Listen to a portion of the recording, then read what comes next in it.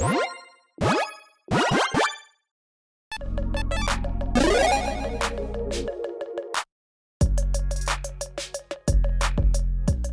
everyone, Mitch coming in from the Commander Score Studio. Welcome to the show. So this year is coming to an end, and well, with that, I kind of just decided to take a look back on this year and see like what absurd things happened this year and what potential absurd cards came out this year.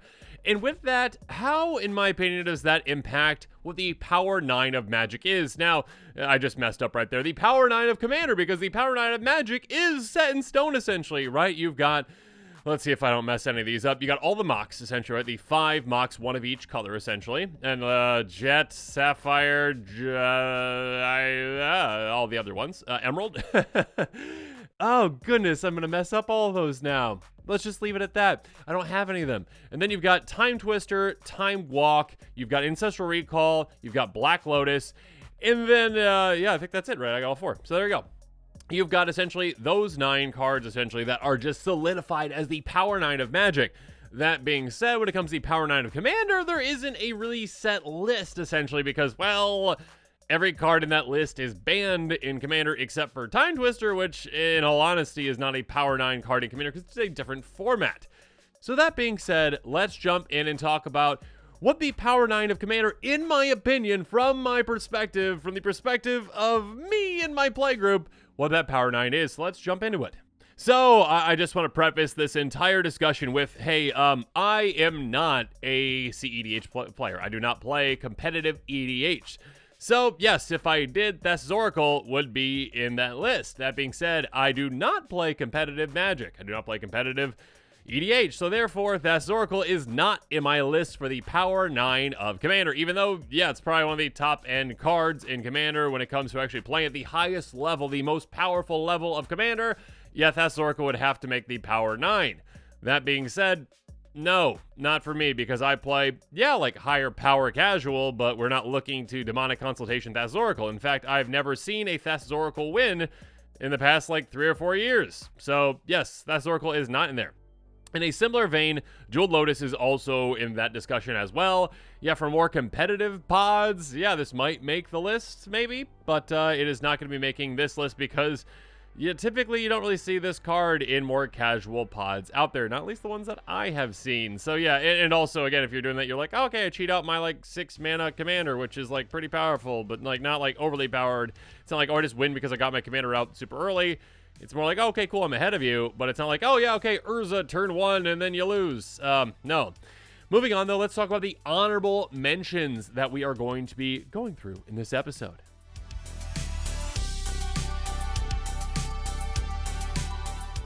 First up, an honorable mention for this list actually was on my previous list. I think it was like 2 years ago or so when I did my last Power 9 rankings in Commander. Teferi's Protection, a very, very, very good card. If you ever played against it, you're like, oh no, that card.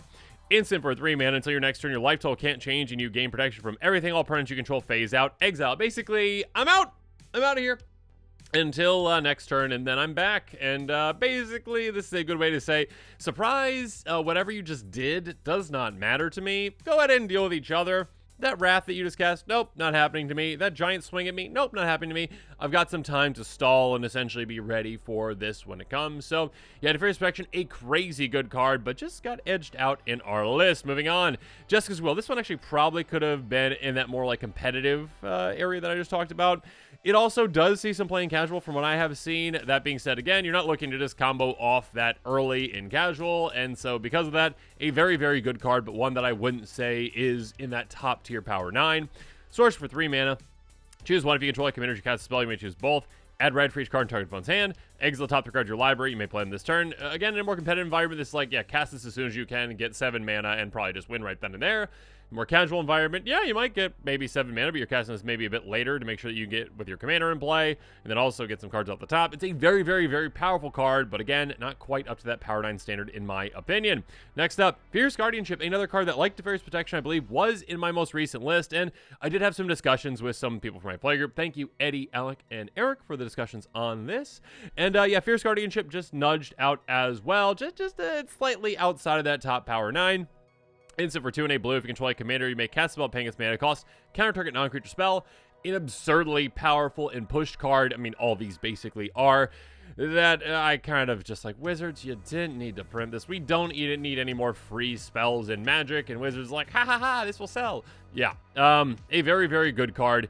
One that is, again, kind of salt-inducing when it does get cast, because you're like, oh, that player's tapped out, I'm good to go. And they're like, nope, free counter spell, ha ha ha. It's very annoying. It just got barely nudged out in my Power 9, though. Moving on. Deflecting Swat, very similar card if here's Guardianship. Slightly worse in my opinion, but very, very good. Instant for 2 and a red. If you control a commander, you may cast a spell paying its mana cost. Choose your targets for target spell or ability. Basically, just, yeah, redirect something. This can also be a counter spell, if you know what I mean. So basically, your opponent, like, tries to counter your spell, and you're like, I'll deflecting swat, move your counter spell's target to deflecting swat. So you're countering deflecting swat instead of the spell that I don't want you to counter. So it's kind of like Red's version of that. And again, a free counter spell, a free redirect type effect is very, very, very, very good. Just outside slightly of that Power 9 though. Next up. One that has caused some problems a little bit in this year in certain play groups in certain areas. Orcish Bowmaster is a 1/1 Orc Archer with Flash for 1 and a black. When it enters the battlefield, and whenever an opponent draws a card except the first one they draw in each of their draw steps, it's going to deal 1 damage to any target that amass Orcs 1. There's a reason why this one is $40.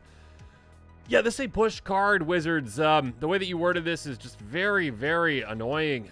Because, yeah, I mean, if your initial design concept was like let's punish players for drawing too many cards.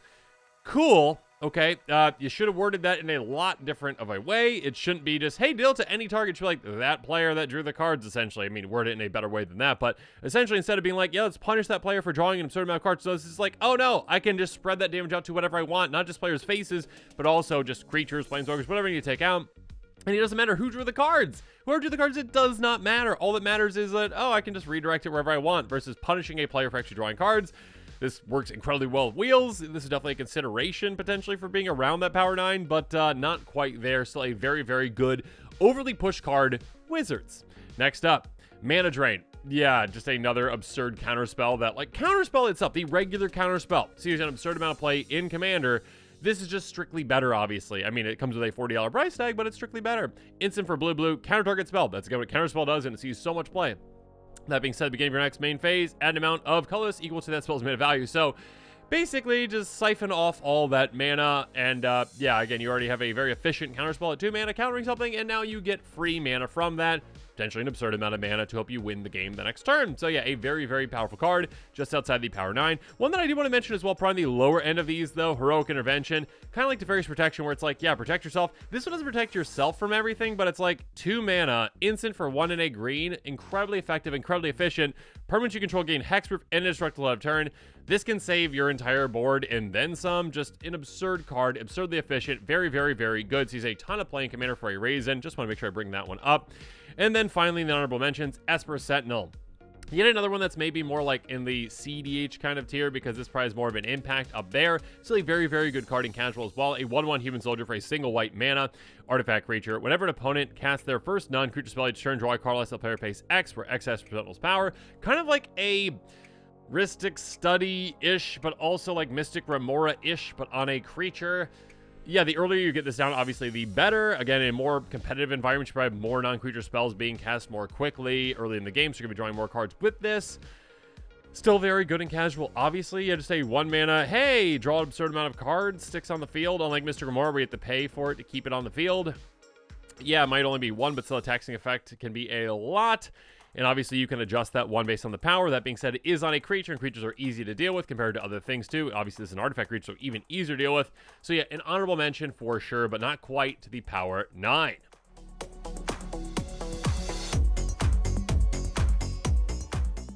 But now when it comes to the Power 9, here are my picks, again with some input from my playgroup as well, and these are in no particular order. So just because I bring one up first, like Soul Ring, does not mean it's the most powerful out of all these, though there could be an argument for it. An artifact for a single mana, tap for 2. Okay, if the Commander format was completely reset and the ban list was completely reset and you're starting at square one and you're saying like, yeah, the actual Commander precons out there don't exist essentially, this would be banned.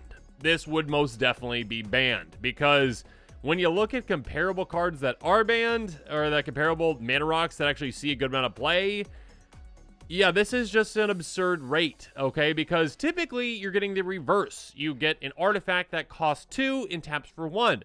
That is effective. That is efficient. This is like 4 times as efficient as those already really good mana rocks because you're getting half the amount of mana that you put into them. Then this, you're getting twice as much mana as you put into it. Again, on turn 1, you're just getting 1 free mana essentially on turn 1, or 1 free extra mana. You pay 1, it taps for 2 immediately. This is an absurd rate. Yeah. So again, if it wasn't for essentially the way that the format was constructed, if it wasn't for, this being in every single precon, and if you ban this, you're basically making every precon not function because they all have one less card in them essentially, and Wizards wouldn't want to do that. I mean, Wizards isn't technically in charge of the ban list, but are they? Anyways, yeah, this is an absurd card. There's a reason why it sees so much play. I, again, will say it is not for every single deck out there. There are some like, you have to have Soul Ring in your deck. No, there are certain strategies out there that wouldn't want it. Like Nikia wants all creatures in the deck, so you probably don't want a Soul Ring in there. Okay, there are certain cards out there, certain commanders out there that don't need this. That being said, yeah, it's pretty absurd and actually now budget friendly with the amount that's been reprinted. That being said, moving on, a very similar card, Mana Crypt. Also another card that might have been banned, essentially, if the format restarted. Artifact for 0 at the beginning of your upkeep, flip a coin. If you lose the flip, Mana Crypt deals 3 damage to you. Tap for 2 mana. Basically a free Soul Ring. So even more absurd. The price is pretty absurd as well, $162. That being said, yeah, there is a downside to it. Kind of. I mean, again, you're not paying any mana for this. You just get free 2 mana, which is absurd. And, yeah, the downside is basically you're taking 1.5 damage per turn. Again, on average. So, yeah, sometimes you're going to take more. Obviously, you'll take, like, 3 each turn. And, like, oh, cool, I just lightning bolt myself 3 times early in the game. Obviously, you just went way ahead of your opponents with the amount of mana that you had. So, you probably have other advantages that you can take advantage of. That being said, as well, there's also going to be times when this doesn't affect you at all. It's like, oh, okay, I went 3 turns and this didn't hurt me at all. It's got a free 2 extra mana. So yeah, Mana Crypt, definitely a card that is most definitely power 9. And this is one that is kind of on the line of, yeah, like, is this more like a CDH card? But I've actually seen it in a decent amount of casuals. Well, and again, this is just from my perspective. So yeah, please comment below if you think I'm wrong on all this, and that's completely fine. But yeah, this is just my power 9. So we're going to keep going with it. Moving on. Cyclonic Rift. This is a card that kind of defines Commander in a way, because it's a card that, yeah, it's good in other formats. I played it in my Turbo Fog deck a long time ago in Standard, and I loved it. That being said, 7 mana instant speed to bounce your opponent's board. Good. That's good. 7 mana instant speed to bounce 3 opponents' boards. Absurd. Because again, in a commander format, you're playing multiplayer, right? So yeah, this just gets better and better and better. It's also flexible in that you can, I should probably read the card, instant for 1 blue, return target non-land permanent you don't control to its owner's hand. Overload for 6 of blue. So again, instead of it being 1 non-land permanent, it's all non-land permanents you don't control. So yeah, a one-sided board wipe at instant speed to essentially reset the game for your opponents and make it so that you're way ahead of them and potentially just win the game from there. Yeah, that's pretty overpowered and pretty good. So yeah, there's a reason why this one's 26, even though it keeps getting reprinted lately a little bit. Moving on, Demonic Tutor. This is one where, yes, there are other amazing tutors out there, but I still think this is the gold standard for tutors in my opinion. Yeah, like Imperial Seal is very good as well, Vampiric Tutor very good as well. Those are 1 mana, get to the top of your library, though, you lose 2 life. This one is 2 mana at sorcery speed. Go get any card in your library, put it in your hand. This is an absurd effect because, yeah, I mean, Diabolic Tutor sees an absurd amount of play, and that costs twice as much, literally 2 black, just literally twice as much, and it already sees an absurd amount of play, kind of like, Mana Drain and Counterspell, like, just literally just like, hey, this is just a strictly better version of that card. And it's an absurd effect. This is literally, hey, any card in your deck plus 2 mana, that is what this is. So, hey, you need that? Cool. Play plus 2 mana and you have it and you cast it right away. It's just absolutely crazy to have a tutor that costs this little and has no downside to it at all. Again, any other tutor that's anywhere near this, like 2 mana or 3 mana or whatever, has an incredible requirement for it or a big downside to it. And this says, no, just straight up, just go get any card out of your deck for 2 mana. Speaking of 2 mana, next up, Dockside Extortionist. A 1/2 Goblin Pirate that, I mean, arguably, maybe, according to some, should have been banned, and kind of was on, like, the ban list radar for, like, 2+ years, really, like, really thinking about it and being like, should that be banned? And it ended up not being banned. Goblin Pirate for 1 and a red, enters the battlefield to create X treasure tokens or X the number of artifacts and enchantments your opponents control. Initially, when Wizards made treasures, it was like, finally, they're giving other resources to other colors, right? Red is a color that gets a lot of treasures, essentially. Like, okay, cool, they're finally getting some more ways to make more mana. And now treasures have just become so out there and ubiquitous, and now it's just like, oh, treasures are kind of a problem. Yeah, we shouldn't just give Lotus Petals to every player for everything that they do, and they just get free mana. And basically, yeah, with this one especially, there were no stoppers put on it. There was no training wheels on this card. This is literally like, oh yeah, just throw everything onto it without any requirements. ETB again, so it's not an ETB if it was cast. That would be a cast trigger requirement, and it does not have that, which it should. It really should, because just blinking this, you get the effect again, which is absurd. Or bouncing it, recasting it. And there's plenty of ways to go infinite with this. Again, extra tokens. Those treasure tokens aren't coming to play tapped, so you can utilize them right away.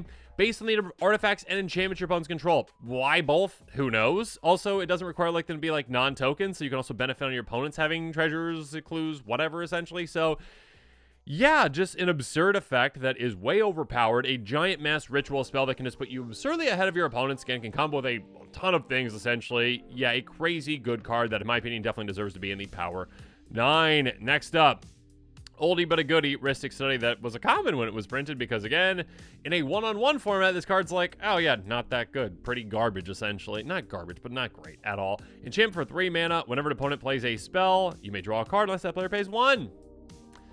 Yep. Basically, hey, if you are casting something, you gotta pay the 1. You gotta pay the 1. I mean, this is on the Power 9 list just for annoyance as well, too. Because every single time an opponent casts a spell, and again, there are 3 opponents doing so, you are either getting a taxing effect on that player to slow them down because they have to pay an extra 1, or you get an absurd amount of card draw out of this, which is just crazy. Again, for an enchantment that sticks around, just 3 mana, low to the ground. Again, one that in a one-on-one environment, not that great really, but in a multiplayer environment, absurdly powerful. Again, this was a common when it was printed, pretty crazy. Next up, we've got Smothering Tithe, yet another enchantment that Wizards really should have put some stops on. An enchantment for 3 and a white. When an opponent draws a card, the player may pay 2 if the player doesn't create treasure token. Kind of like a Ristic Study adjacent card, essentially. Yeah, players are going to be drawing cards in Commander. I mean, just even with 1 trip around the table without your opponents doing anything, they draw a card during their turn, right? So this is, hey, in total, pay 6 mana between the 3 of you, basically, or I draw 3. So it's either a massive taxing effect on your opponents, which is really hard for anyone to keep up with or pay, and when one player doesn't do it, the other ones typically don't either, and you just get an absurd amount of treasures, which, yes, is temporary mana advantage, but absurd amounts of treasures can just get you way ahead of your opponents. On top of that, obviously, this pairs really well in Commander because opponents want to draw cards. Having a hand is a huge resource that you need to typically win the game and get ahead of your opponents. And when they do so, now they have to pay an absurd amount to actually even try to stop you from getting an absurd amount of mana. And also, of course, this can be forced with like wheels. If you force your opponents to wheel, again, wheeling being like, hey, discard hands, draw 7. That means that, hey, your opponents just drew 21 cards in total. Good luck to them trying to pay that.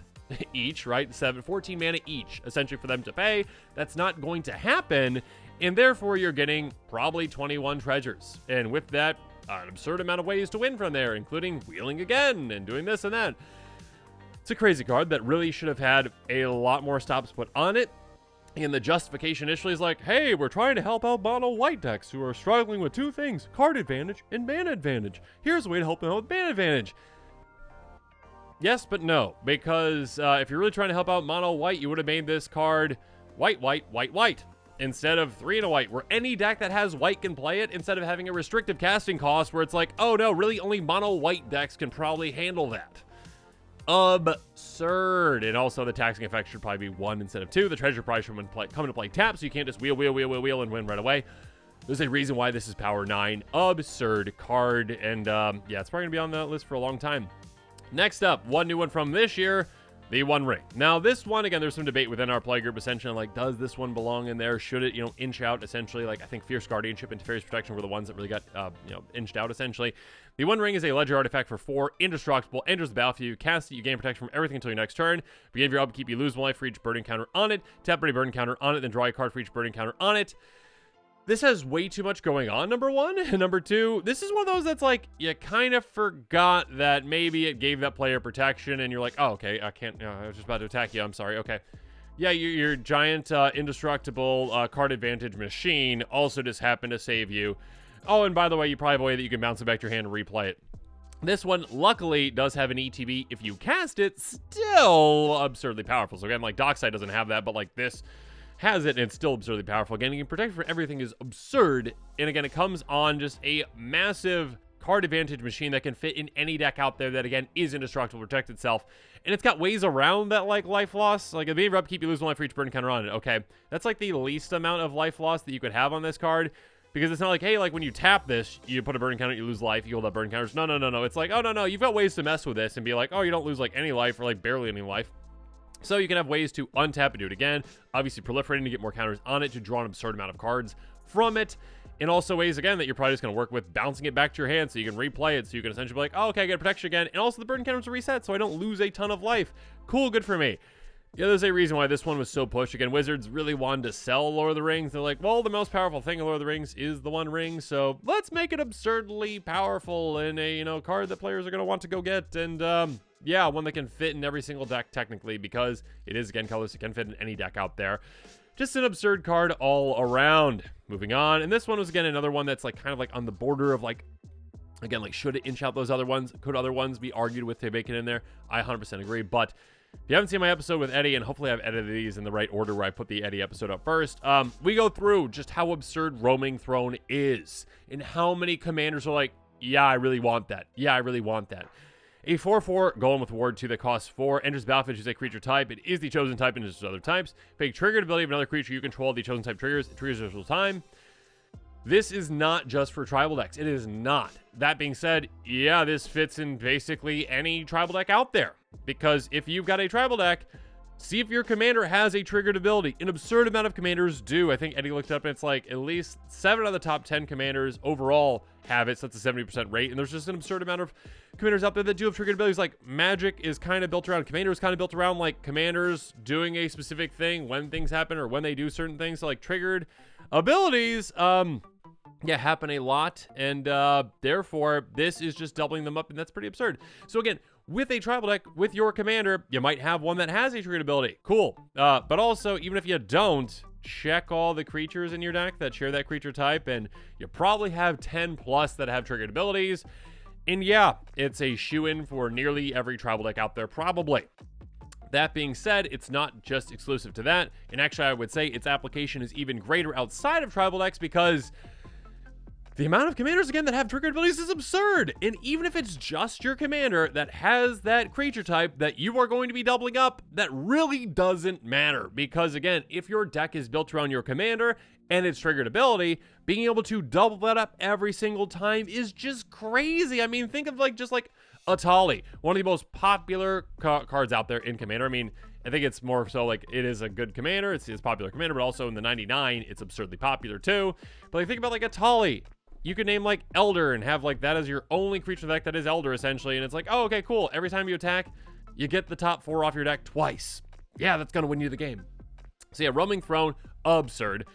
I just keep bringing this up every single time I see Ward, but like Wizards, as soon as they like invented Ward, they're like, we solved hexproof. Ha ha ha. Let's throw this on everything. Ward, Ward, Ward, Ward, Ward.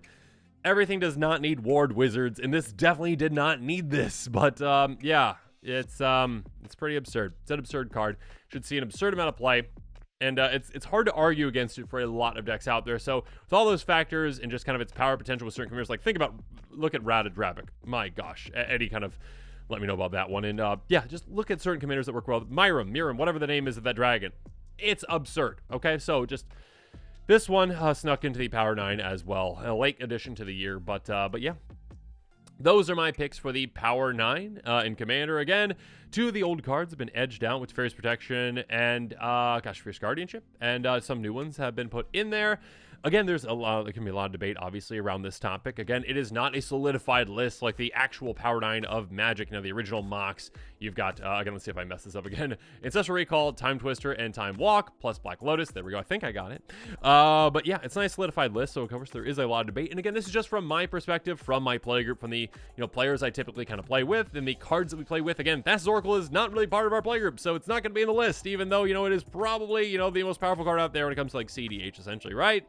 That being said, I do not play EDH, so yeah, let me know in the comments what your thoughts on all this are. What cards do you think I got right in the Power 9? Which cards do you think I didn't get right in the Power 9? What should have been in the Power 9? So let me know in the comments below. And of course, as always, thanks again, and have a good one.